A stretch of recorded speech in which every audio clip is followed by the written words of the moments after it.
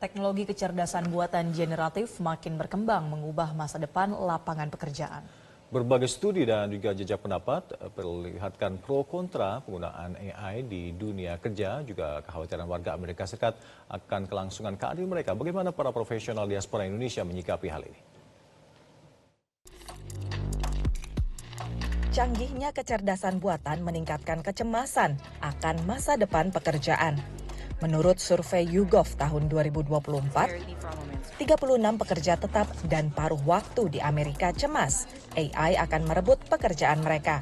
43% khawatir berkurangnya jumlah pekerjaan.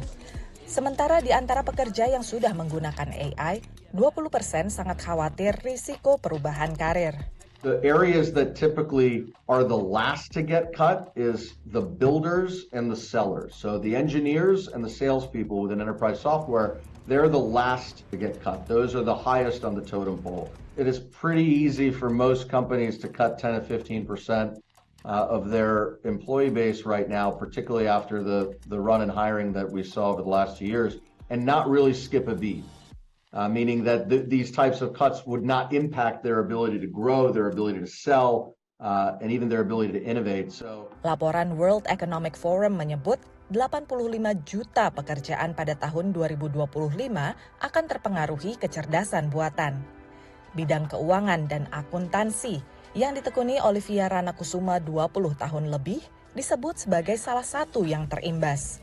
Setelah perusahaannya melakukan otomasi, ini pengalamannya. Setelah implementasi bot itu selesai, dengan sangat berat hati, saya itu harus menyampaikan ke dua staf saya bahwa pekerjaan mereka itu sudah nggak ada lagi karena sudah digantikan oleh bot. Ya, itu amat sangat berat. Tapi alhamdulillah perusahaan kita bisa memberikan mereka kesempatan untuk mencari pekerjaan lain. Ya, jadi mereka dapat kerjaan lain di branch. Ya, tapi on the other flip side, kebaikannya adalah orang-orang yang punya keinginan, kemampuan dan minat untuk retooling themselves, karena kan mereka tahu ya pekerjaan yang rutin-rutin itu akan digantikan cepat atau lambat. Terutama yang entry level gitu ya? Terutama yang entry level seperti data entry, journal entry, invoices. Jadi mereka pada saat kita implement bot itu, kan mereka ikut projectnya, mereka belajar.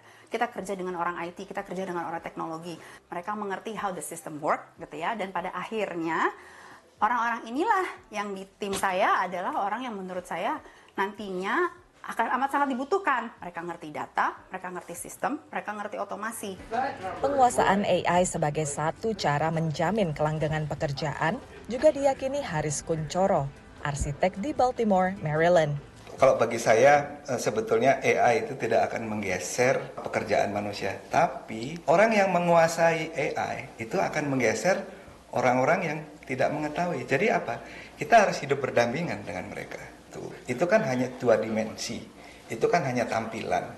Dan bagaimana sebetulnya membuat itu tuh menjadi realitas, itu test our key.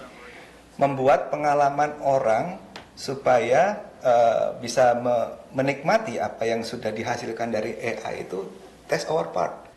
Di luar kecemasan akan AI, sebagai pendatang, diaspora Indonesia sudah menghadapi banyak tantangan dalam berkompetisi dan berkarir di Amerika. Tapi kemampuan analitis dan adopsi teknologi, juga keterampilan layanan konsumen, bisa jadi strategi dalam memilih bidang karir yang beresiko lebih rendah tergusur kecerdasan buatan. Dari Washington DC, Aryatna Budianto dan tim VOA. Jelajahi cara baru mendapatkan informasi. Download Metro TV Extend sekarang.